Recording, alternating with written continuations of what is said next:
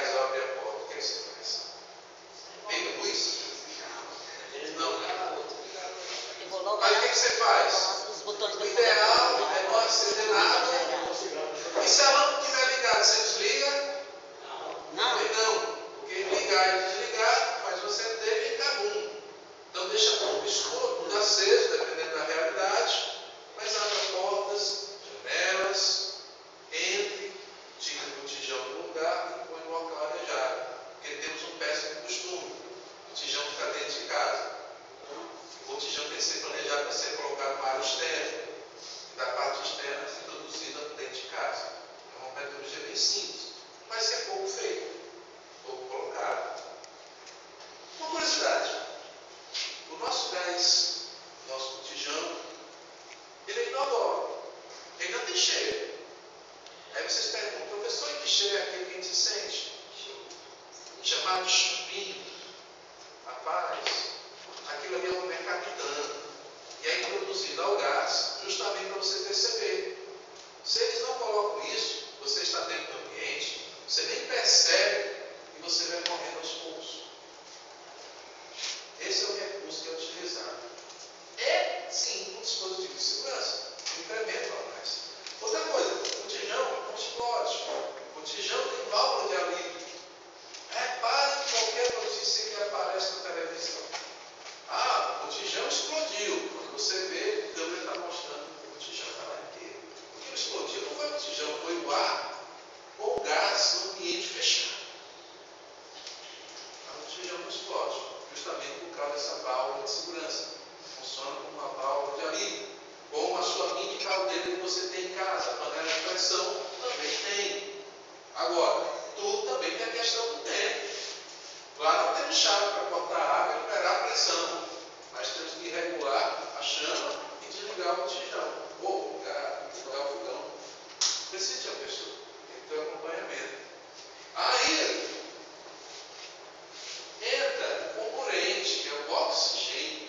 Ele é o elemento ativador do fogo, que se combina com vapores inflamáveis dos combustíveis, dando vida às chamas e possibilitando a expansão do fogo. Aí que mora o perigo. Por quê? Os líquidos combustíveis, eles têm uma característica de queimar e liberar mais gases. E esses gases também, com curiosidade do destino, são inflamáveis, aumentando aí a minha possibilidade. E ele é um detalhe importante. O nosso ar é composto por uma porcentagem de 21% de oxigênio no mínimo. É isso que eu preciso para ter fogo, incêndio. Quando eu tenho menos de 21%, né? Por exemplo, dizendo que o mínimo exigido para sustentar a combustão é 16%. Abaixo de 16% eu tenho brasas. Com 16% eu tenho uma chaminha. Com 21%, aí eu tenho chamas enormes. Então a ideia principal, quanto mais rarefeito o ar, mais difícil para ter uma chama. Por isso que se você subir o Monte Everest e for ligado a algum dispositivo aí, gás portátil para cozinhar alguma coisa, ou levar o seu fogareiro, você vai descobrir que não vai ter chama, vai ser brasa, e vai aquecer na brasa. Justamente pela ausência do oxigênio. O calor é uma forma de energia, é o elemento que dá início ao fogo, é ele que faz o fogo se propagar. Pode ser uma faísca, uma chama, ou até um superaquecimento de máquinas e aparelhos energizados. Nessa disciplina, vocês viram que é feita toda uma preparação, a colocação dos equipamentos, o treinamento pessoal, a sinalização, a retirada do pessoal em situação de emergência. Mas um dos fatores mais importantes, que ninguém pode esquecer, é a comunicação. Se aconteceu algo, chame. Chamar quem? Bombeiro. Liga. Mas pega o telefone, liga. Dá o endereço completo, dá fonte de referência. Às vezes o pessoal fica nervoso e acaba esquecendo de dar alguma coisa. Isso só dificulta e atrasa. Outro problema que nós temos é o trânsito. Muitos de vocês, ao fazer o plano de emergência na empresa de vocês, vai fazer um teste. Vai pegar um carro, vai pegar esse carro na empresa até o corpo de bombeiros. Em dois momentos, o horário de pico e o horário de tranquilidade. Justamente para você ter uma previsão de chegada aí do corpo de bombeiros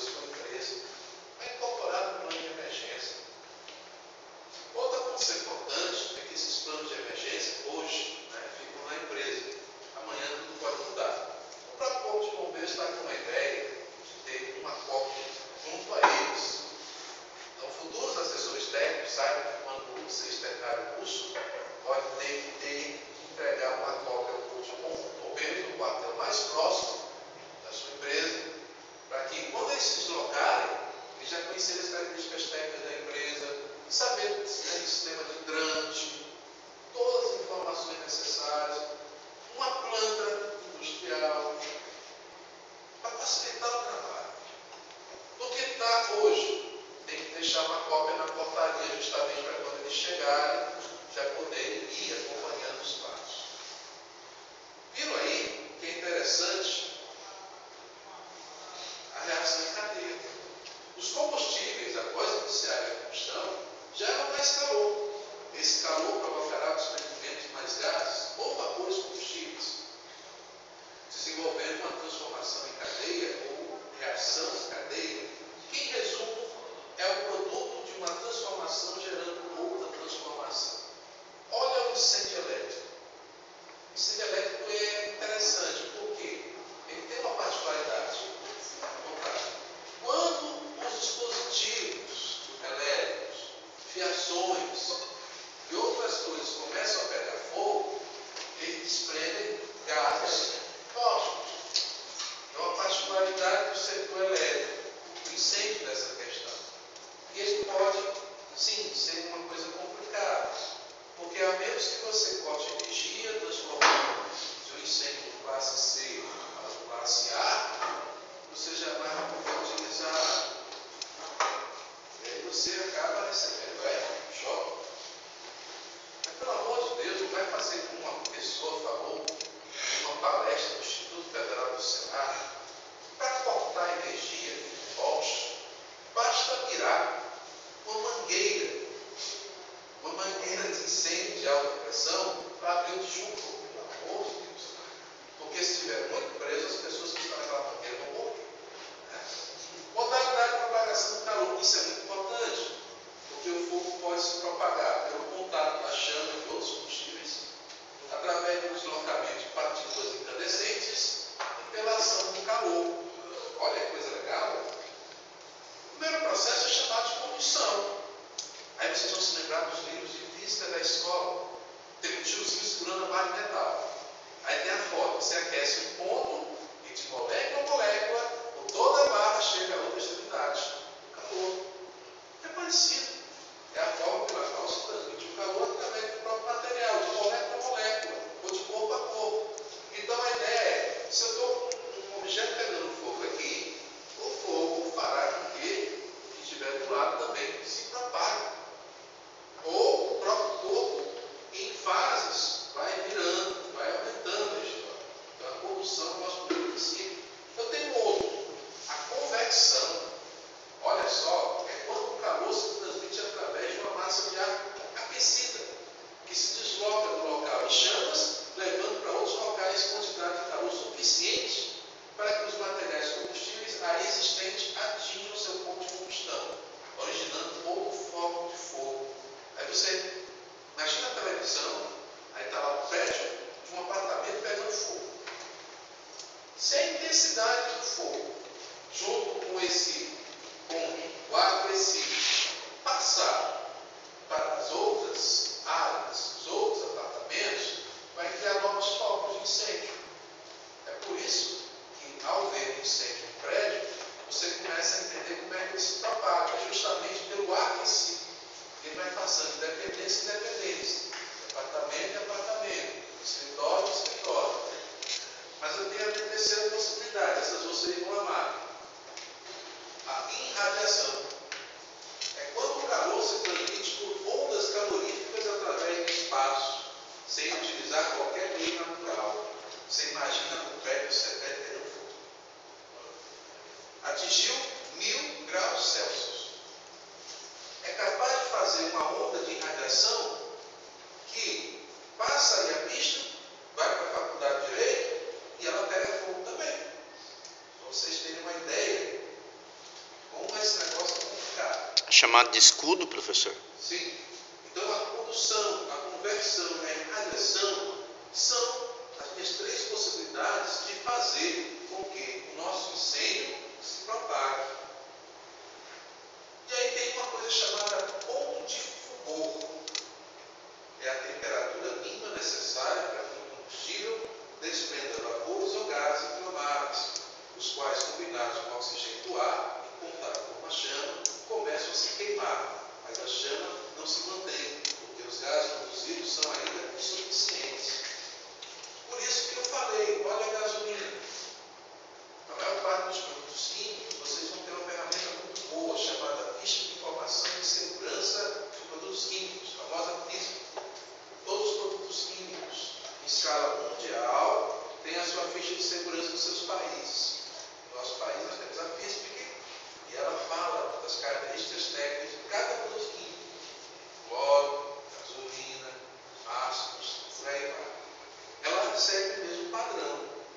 descrever quem é o fabricante, qual é o principal produto ativo, ela vai destacar os EPIs para trabalhar o contato com esse produto, primeiros socorros, a parte de incêndio, transporte, manuseio e armazenagem, etc. e tal. No vídeo vocês viram que alguns tipos de materiais devem ser guardados em um ambiente aberto, fora de uma instalação industrial. Tudo isso vocês já vão poder encontrar na física. Então, se vocês forem para uma indústria da vida que trabalha com processo químico qualquer tipo de elemento químico, pegue a física, dê uma lida e vê se está realmente guardado no lugar certo. Alguns não podem estar em contato com outros. Outros têm que ficar numa área externa. Outros têm que ficar fechados e ainda tem a condição da umidade e temperatura. Então, são coisas que vocês vão verificar. Diferente do ponto de fogo, a combustão já é outra coisa interessante. É a temperatura mínima necessária para que o combustível desprenda vapores ou gases inflamáveis. Como eu falei da gasolina, 25 graus Celsius, já está em ponto aí de barro, você está pesquisando a emissão. O fogo, ele é amigo e ele é inimigo. Ele é amigo e usamos muito, principalmente em nossas casas, para fazer o cozimento, entre outras coisas. Mas ele pode fugir do controle. Por isso eu perguntei se vocês fazem manutenção, trocam de mangueiras, sabem colocar o botijão, detalhes importantes. Por exemplo, aquela mangueirinha, o ideal é que ela não passe por trás do fogão, onde é o forno. E quando estiver usando o forno, aquela mangueirinha de plástico, ela vai ressecar. E se ela tiver aquela malha de aço, piorou ainda mais a situação, porque vai aquecer mais ainda, vai acelerar o processo. O registro é outra peça importante. A válvula de abrir e fechar, ela tem validade, a mangueira tem validade. E outra coisa, só compre algo que foi testado, isso é muito médico. Nem tem cuidado. Sim, fazemos isso. No nosso lar, que é um ambiente simples, imagine levar esses conceitos para a empresa, onde a escala é maior, os riscos são maiores. Professor, que mede qual a qualidade desse carro? Ele dá 5 anos. De 5 anos tem que trocar. Mas a maior parte das pessoas que eu conheço passa 5, 6, 7, 10 anos, ele ainda está com o mesmo registro. Não é que eu classifico isso aí. Não é que ele tenha culpado, porque às vezes ele não tem informação. Uma coisa interessante é que é uma informação tão simples que daria para aprender e se reproduzir na escola. Eu acho que deveria ter uma disciplina voltada para a vida, para cuidar, para socorros, mas está faltando. Se um dia você for para um outro país, Portugal da vida, na Europa, Estados Unidos, Alemanha, Japão, você vai ver que as crianças desde cedo, elas aprendem a atravessar a rua, elas vão aprender a fazer primeiros socorros, elas vão ver cenas do cotidiano. E ainda há uma preparação sobre construir ética no meio do trabalho, mas aqui passa longe. Talvez seja por isso que a gente aqui é classificado como uma cultura não prevencionista, porque não damos muita importância para coisas básicas. Olha, vocês que têm crianças, olha como é a pia. O pessoal deixa sabão em pó, deixa pino sol, deixa qualquer coisa colorida no chão, próximo onde qualquer criança pode pegar. Mas se eu falar aqui, a maioria está consciente que há a possibilidade daquela criança pegar, querer beber no sol. Acidentes desse tipo acontecem. Como você também pode ver uma criança brincando com feijão, aí sem querer coloca aí na narina, ou engole uma moeda. Essas coisas não eram para acontecer. São sinônimos de quando não paramos para pensar na antecedência sobre possibilidades. Quando chega na empresa, é o mesmo reflexo, só que com uma quantidade maior de pessoas. E estamos falando de escala industrial. Torna-se mais complicado. Classe de incêndio. Os incêndios são classificados de acordo com as características dos seus combustíveis. Somente com o conhecimento da natureza do material que está se queimando, pode-se descobrir o melhor método para uma extinção rápida e segura. É um exemplo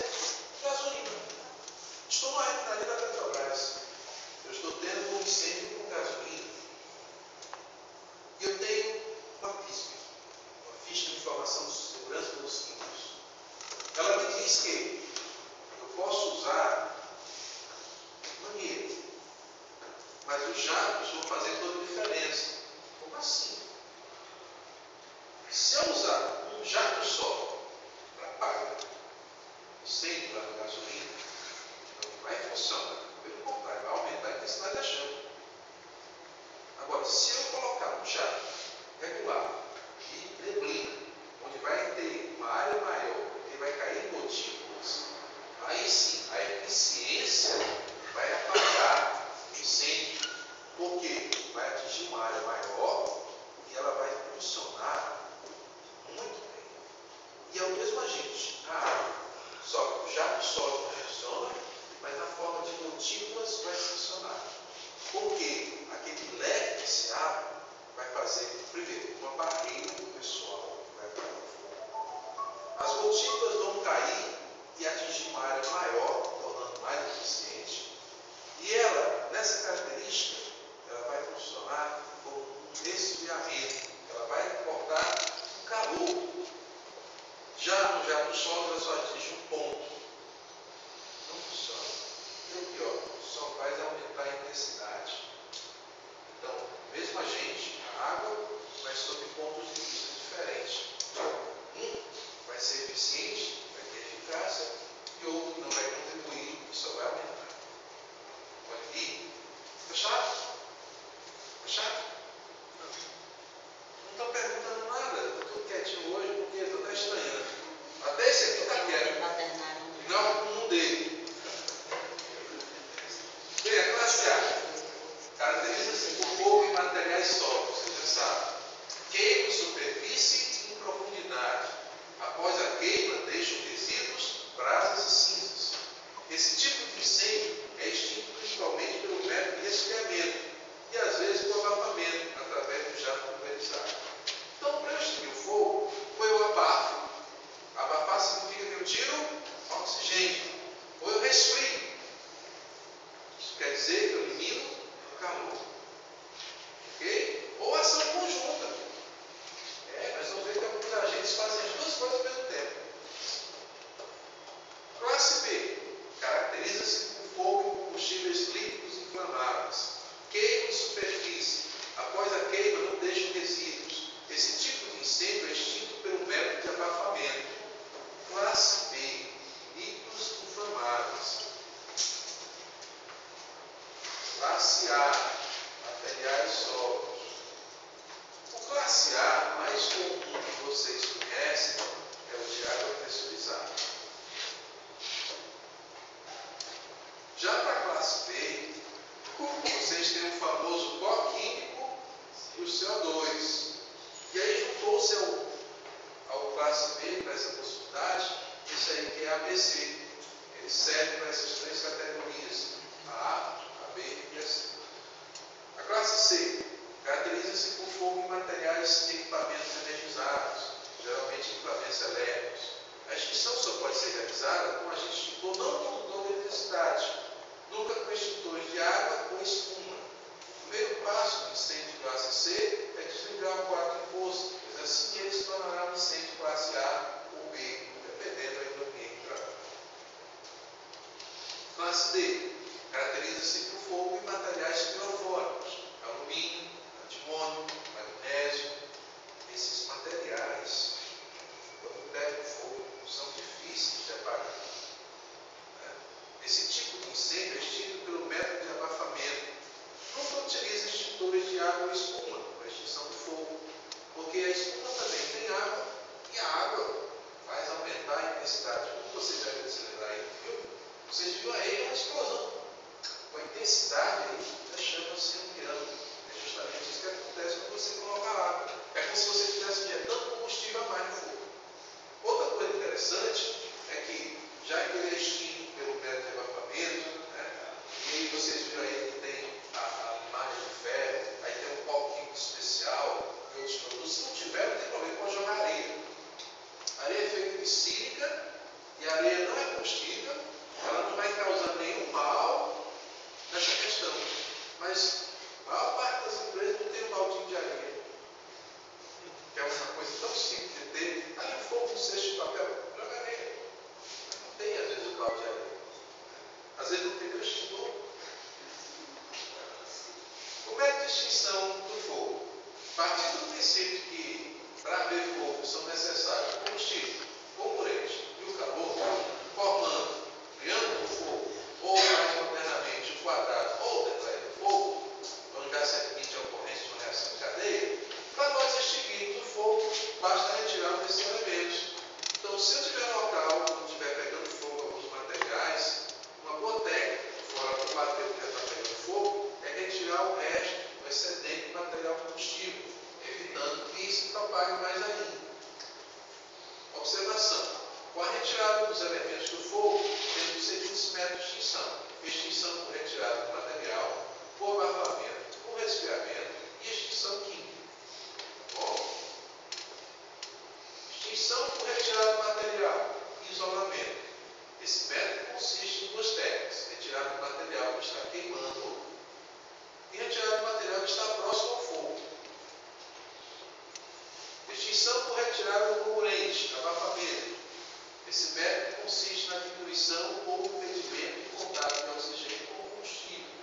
Então, quanto menos oxigênio, mais difícil das chamas se manterem.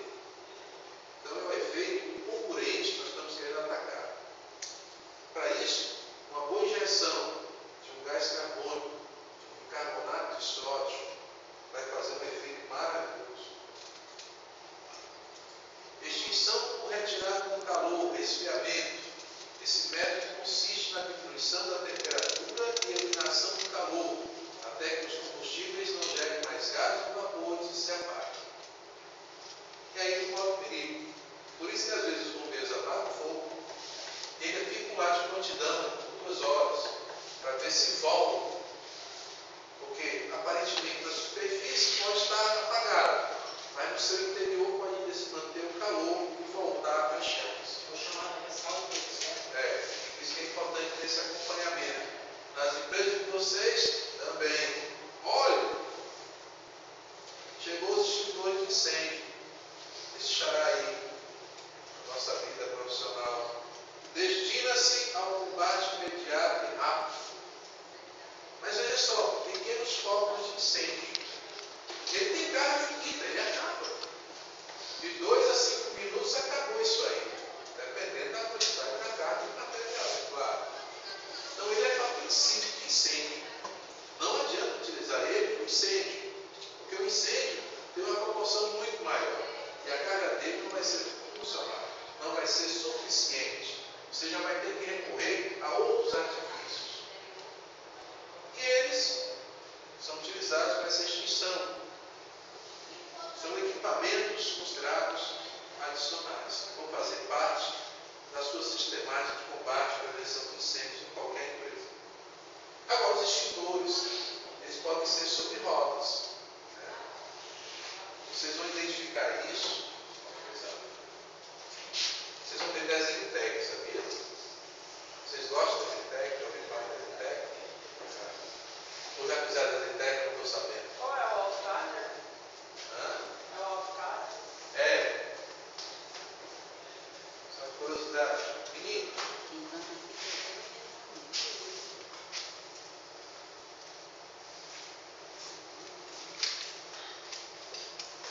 o que é isso? Que símbolo é esse? Quando vocês pegarem um projeto e olharem esse símbolo, o que é isso? É uma área, professor? De uma área, é? É, não. Quando você olhar esse símbolo, isso aí quer dizer que é um extintor sobre rodas. Então, quando você vê um plano, um projeto de combate a incêndio na empresa, é isso que vocês vão ter que botar no local onde está configurado o projeto. Vamos ter símbolos e vocês têm que interpretar. Né? Se for com uma parte elétrica, o que é isso aqui, pelo amor de Deus? Símbolo. Vocês vão descobrir que é um ponto de luz. Ponto. Agora, se eu botar um outro símbolo dentro, é uma lâmpada que continua na parede, daquelas que vocês veem no shopping. Então, os símbolos, a representação é o que vocês têm que saber. Vocês não assinam o projeto. Aí vocês precisam pegar o projeto, entender o projeto, ler o projeto e ver se eles estão nas legislações técnicas de segurança. Ou não é? Como é que você vai fazer uma coisa que você não compreende? E é importante vocês conhecerem o significado.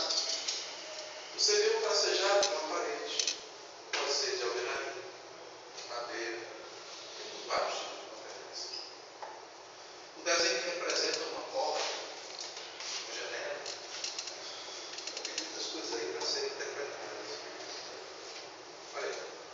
Esse extintor de carreira, ele é grande. Aqui é a foto. Aí ele põe isso aí.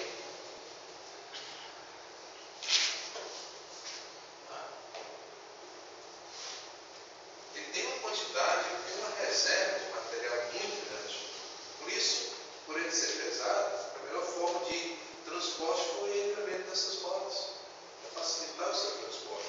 Nem sonhar com estar perto de escada. Vamos lá. Instalar o extintor em local visível e sinalizado. O extintor não deverá ser instalado em escadas, portas ou rotas de fuga. Os locais onde estão isolados, os extintores não devem ser obstruídos. O extintor deverá ser instalado na parede ou colocado em suporte de piso. O lar não poderá estar rompido. O manômetro dos extintores de água pressurizada, porta limpo seco, deverá indicar carga. O manômetro é isso aqui.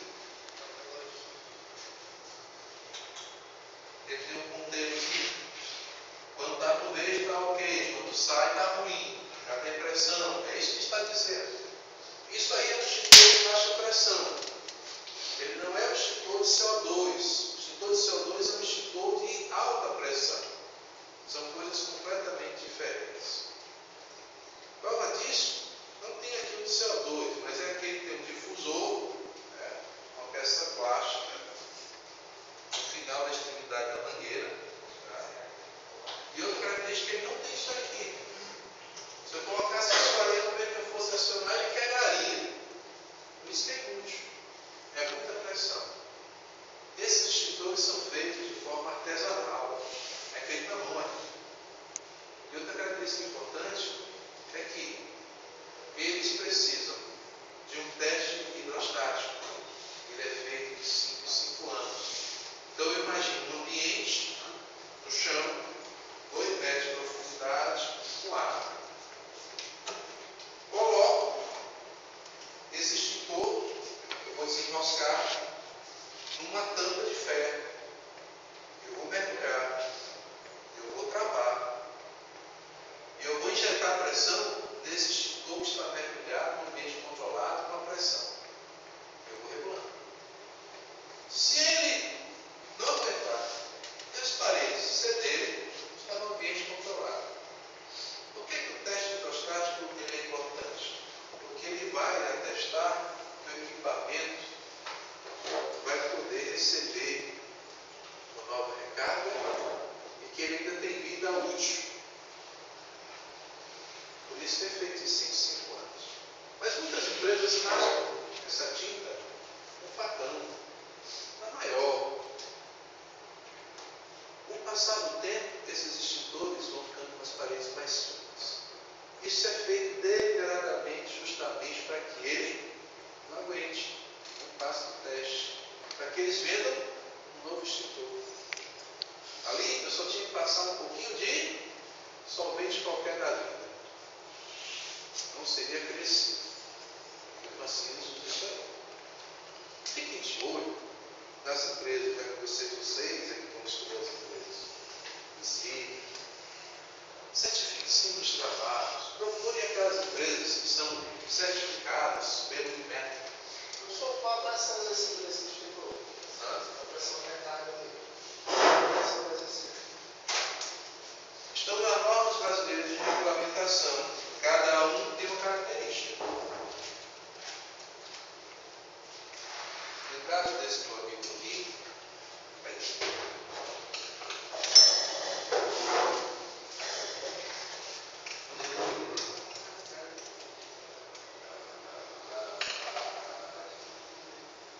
ele é um extintor de 6 kg, portátil, pressurização direta, 3A, 30 BC.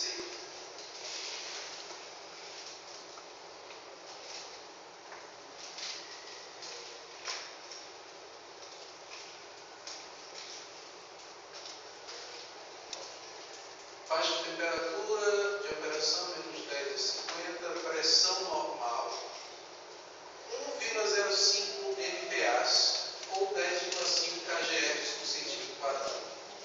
Isso aqui vale quantos watts? Você gosta das leis das físicas? Deixa eu fazer os cálculos aí. Quilograma força, professor.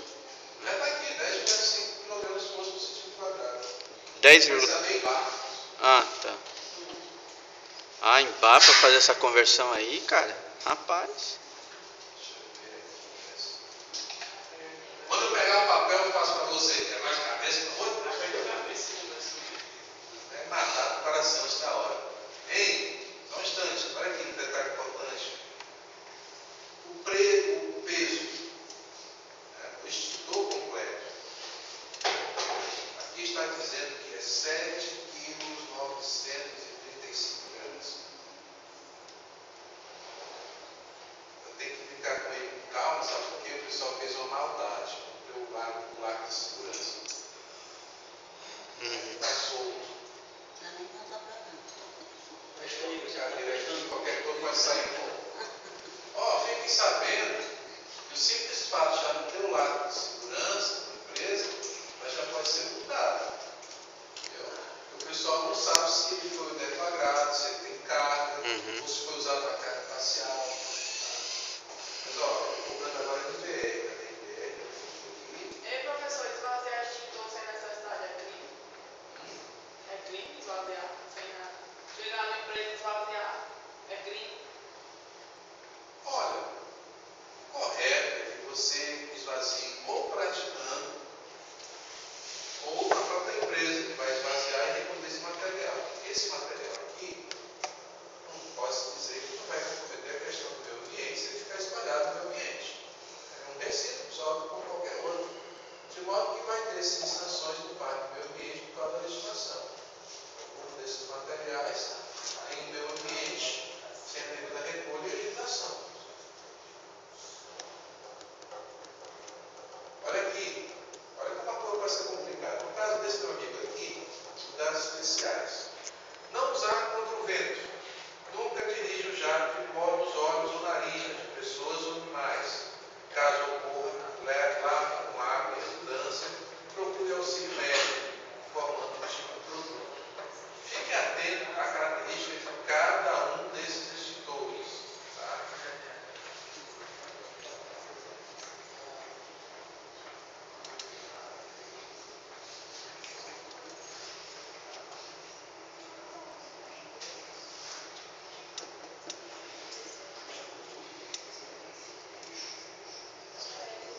Interessante. Cadê você? Eu ainda não vi.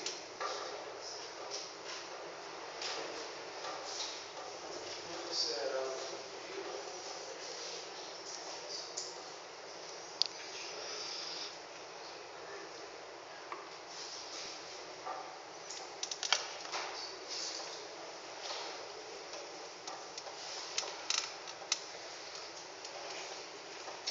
Pode dizer para a aula aí, pendurado aí, né?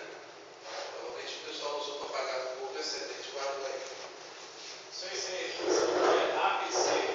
Hã? Esse título é ABC. ABC. Quem tem DT? Hã? Quem tem DT? Fosfato de monoamônio, seu pó. Você joga no fogo, ele vira uma lâmpada.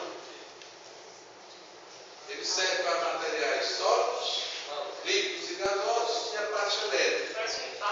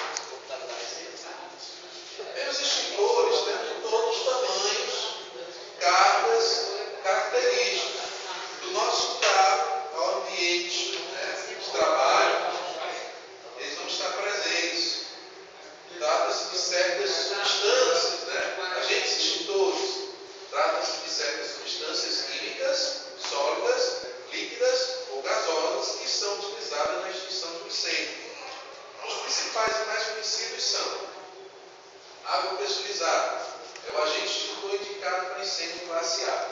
Age por resfriamento ou abafamento. Para fazer a situação do extintor de água funcionar com abafamento, ou você usa um artifício que vai fazer ele sair em neblina, porque tecnicamente ele é basicamente essa mangueira também. É um jato sólido, um único ponto. Eu posso ter um recurso que vai fazer ele sair na forma de gotículas, em uma forma de neblina, sendo eficiente e fazendo efeito de abafamento. Pode ser aplicado na forma de jato compacto, chuveiro, neblina. Para os dois primeiros casos, a ação é por resfriamento. Na forma de neblina, sua ação é de resfriamento e abafamento. Então ele vai se tornar mais eficiente. Observação: nunca use água em fogo de classe C, parte elétrica, e D, pirofóruos. Nunca use jato direto na classe B, que é a parte de combustíveis, pois isso aumenta a intensidade das chamas. Gás carbônico, esse é discutível. Ele na parte elétrica é insubstituível. Qualquer pessoa que trabalhar com eletricidade vai dizer, não, aqui só gás carbônico. Por quê? O próprio gás é o agente extintor. Ele não deixa vestígio. É o agente extintor indicado para incêndios de classe C, por não ser condutor de eletricidade, age com abafamento, podendo ser também utilizado na classe A, somente em seu início, e na classe B em ambiente fechado. É o dióxido de carbono. Pó químico é o agente extintor indicado para combater incêndios na classe B. Age com abafamento, podendo também ser utilizado na classe A e C, podendo nesta última danificar equipamentos. Pó químico especial é o agente extintor indicado para incêndio classe D. Age com abafamento. Todos os extintores de pó, tirando o AVC, como é que ele funciona? Está lá e está queimando. O pó vai recobrir a superfície. O que acontece? Dessa forma ele está abafando, ele está evitando o contato do que está queimando com o ar. O pó, em contato com o calor, por sua vez, às vezes vão liberar gases que são compostos que se espera no incêndio. Em vez de oxigênio, gás carbônico. E aí nós vamos acabar com o concorrente. Nova ação de abafamento. Dessa vez, com o segundo ponto, desprendimento do gás carbônico oriundo do produto químico. Espuma é um agente extintor indicado para incêndios de classe A e B. Age com abafamento e secundariamente com resfriamento. Por ter água na sua composição, não pode utilizar o incêndio classe C, pois conduz corrente elétrica. E está aí o nosso amigo, fosfato monoamôncio. É o agente extintor indicado para incêndio classe A, B e C. Age com abafamento. Preço dentro do mercado R$ 260, 6 quilos. Tá? E é importante conhecer o agente extintor certo e recomendado. Esse aí é bom porque qualquer pessoa leiga poderá utilizar. Antes, eu tinha os extintores voltados para as classes de incêndio. Só pessoas que conhecessem o significado das classes de incêndio saberiam escolher o extintor certo para aquele tipo de incêndio, o que dificultaria o meu processo. Agora não, qualquer pessoa pode preparar um extintor desse sem medo de ser feliz. Claro, conhecendo aí o procedimento, romper o lado, puxar o pino, virar, e essas indicações, nunca usar contra o vento e outras coisas desse tipo. Outros agentes, além dos já citados, podemos considerar como agente extintor a terra, a areia, o cal e o tal. Ele entra também nessa história. Abafando. Mangueira de incêndio. Sistemas hidráulicos. Na mangueira aí da Ford, nós temos aí a RBR 11861. Ainda tem um tipo 1, é a mangueira básica. A do Corpo de Bombeiros, que da escala industrial, é o tipo 2. Mas eu tenho tipo 1, tipo 2, tipo 3, tipo 4, tipo 5. Cada uma com seus materiais e sua grossura, sua densidade diferente. Os lugares mais inusitados. Cadê? Tu, menino, você vê, Você vai abençoar, você vai entrar numa plataforma da Petrobras, você vai ser flexibilizado, você vai passar para lá. Aí quando você estiver lá nos treinamentos da Petrobras, você vai subir lá, é a mangueira tipo 5. Você vai ter que ensinar o povo a segurar essa mangueira.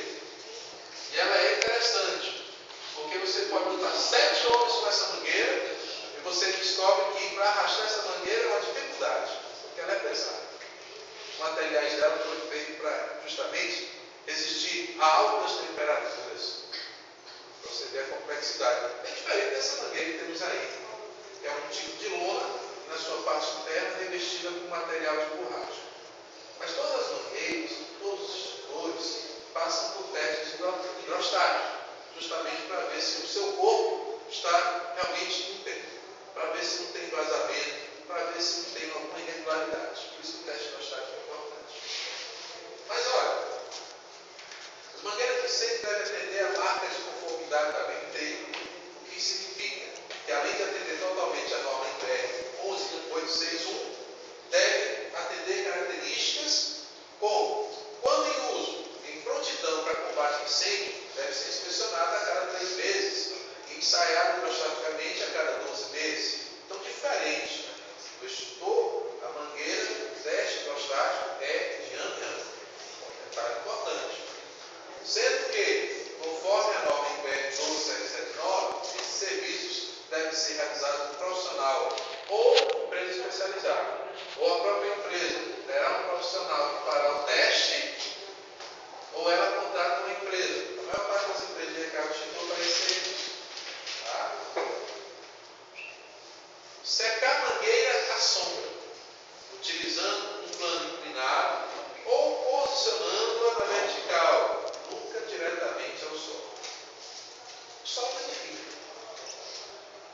Aproveite aquela caixa d'água da empresa de vocês e lachear com uma bandeira. Vai ajudar bastante para que ela seque. E à noite, fazer a redobra dos vincos, conforme a norma 12779, item 5.2.5, com um profissional de empresa especializada. Quer dizer, algumas mangueiras dá para você reaproveitar. É feito todo o processo, retirado na extremidade, não tem uma falha, corrigir e aproveitar toda a mangueira. Outras condições já não vai poder. E aí só o profissional dos procedimentos aí da IPR tem que dizer.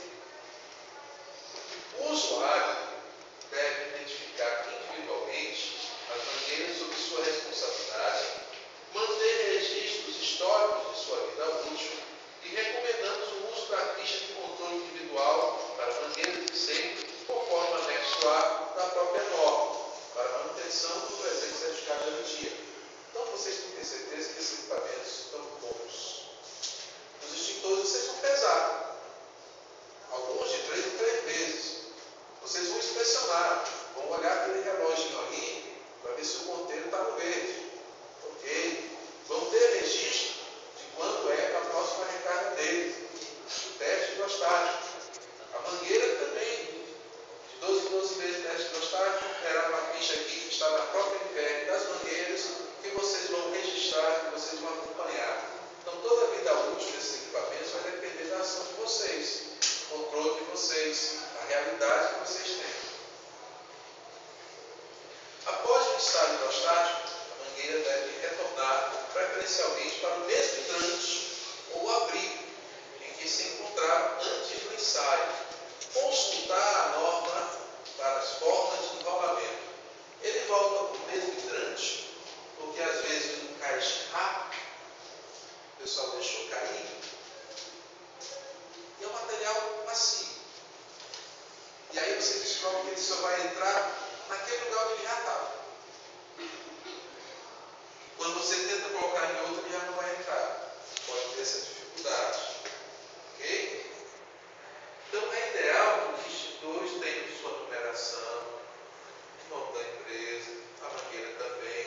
Mas todo extintor, em seu corpo, tem a indicação em relevo de uma numeração que funciona como a identidade dele, o ano de fabricação e outras coisas. É assim que vocês evitam que o pessoal troque o seu extintor por um mais velho.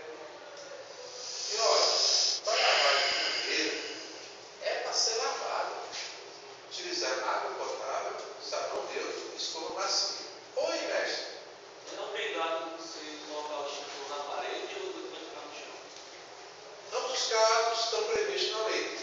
Quando está no chão, ele não pode estar como cair no chão diretamente por causa da oscilação. Tem que estar no tripé. Tripé é uma basezinha que você vai colocar o extintor. Ele jamais vai tocar o chão. Aqui no Ceará, você pode botar o ganchão ali a 1,60 m do piso. E aí você pode apixá-lo ali. Lógico, você vai atender a cada realidade, a cada estado.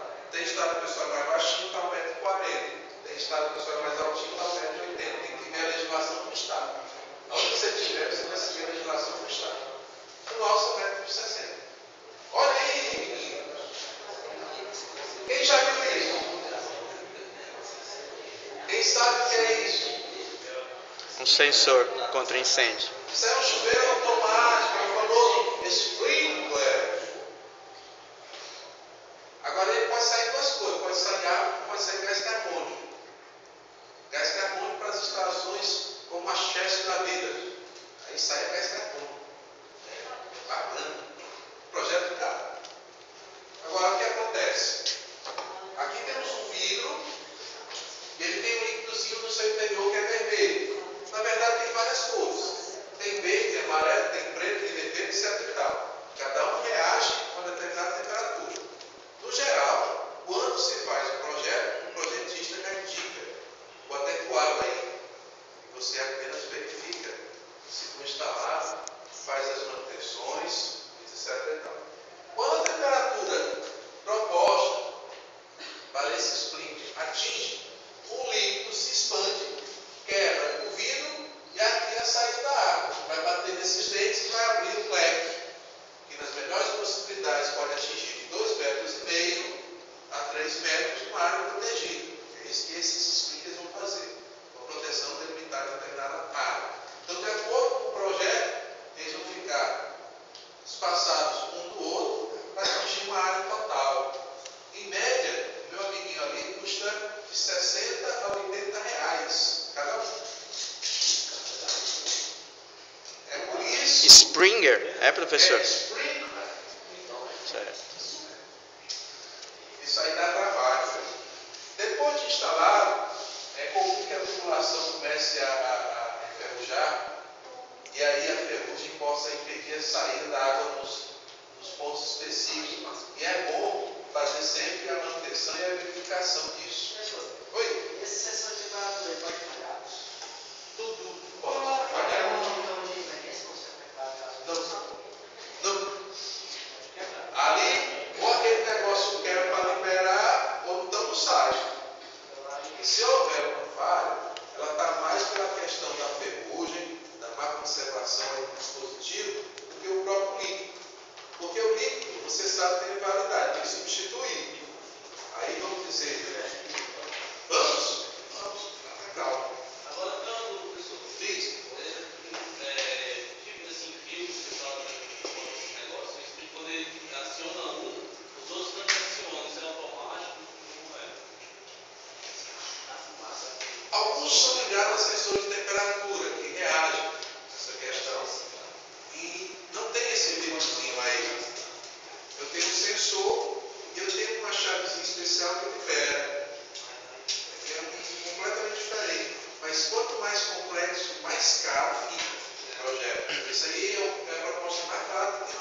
Professor, Mas já vai logo sabendo. Tem manutenção, tem que trocar, tem que verificar.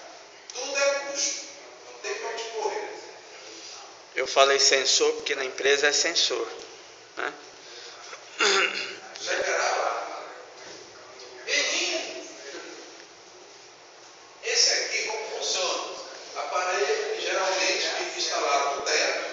O sprinkler entra em funcionamento quando a temperatura local ultrapassa um certo nível. Ao entrar em funcionamento, Sprinkler. passa a espalhar água em uma determinada área, combatendo assim o fogo até a chegada dos bombeiros. Existe uma coisa chamada reserva técnica.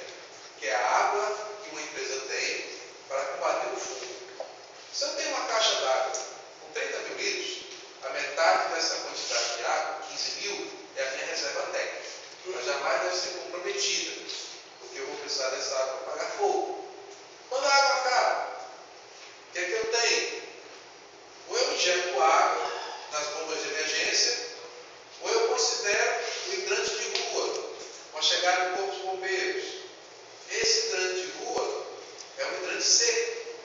Ele vai, coloca a mangueira do caminhão na entrada do hidrante de rua, a água vai reabastecendo a reserva técnica.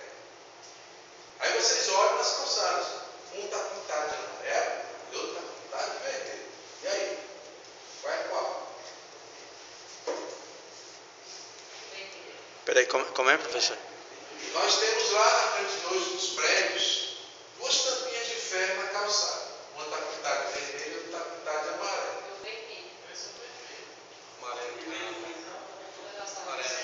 Amarelo. Todos os dois são hidrantes. Mas quando você vê o vermelho, esse tem água. Ele vai considerar aqui água para a fachada, na frente da edificação. O amarelo foi a forma que eles criaram para distinguir do hidrante de água. Ele é o hidrante seco. É lá que coloca água e coloca água de circulação até a reserva técnica. Meninos, então como funciona é assim. Vamos lá aqui. Manutenção do equipamento de proteção. É imprescindível o equipamento de prevenção a incêndios esteja sempre em perfeito estado de conservação e funcionamento. Nas empresas, o acompanhamento é do SEST, vocês fazem parte do SEST, ou na sua ausência, da CIPA, Comissão Interna de Prevenção de Acidentes, NR5. Meninos, vocês vão sinalizar também. Concordam comigo que essa história para ser sinalizada? Saber a indicação das rotas de fuga, escadas. Na verdade, está tudo errado o projeto desse prédio. É. Porque nós só temos uma escada. E se essa escada for comprometida, para onde nós vamos? Não tem a escada de emergência. Só temos a escada principal, que é a única entrada e saída. Nós vamos pular.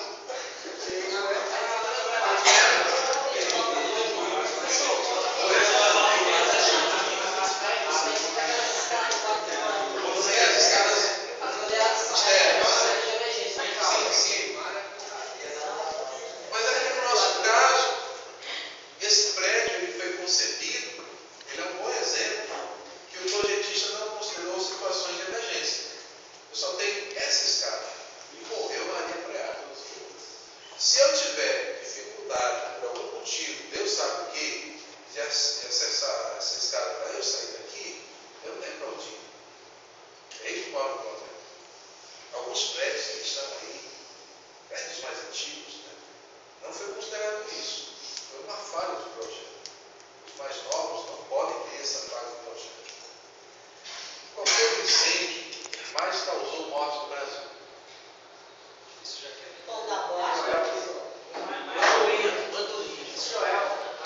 Joel, Andorinha, Boate Kiss. Não, nenhum deles. O incêndio que mais matou 503 pessoas e foi o incêndio do Gran Ciclo Americano no Rio de Janeiro, onde o funcionário foi demitido, com raiva tocou fogo no ciclo e a maior parte das pessoas que morreram eram crianças. O Joelma, ele é um incêndio que se originou devido à falta de manutenção de um ar-condicionado, um curto-circuito. E o Andorinha, situações similares também.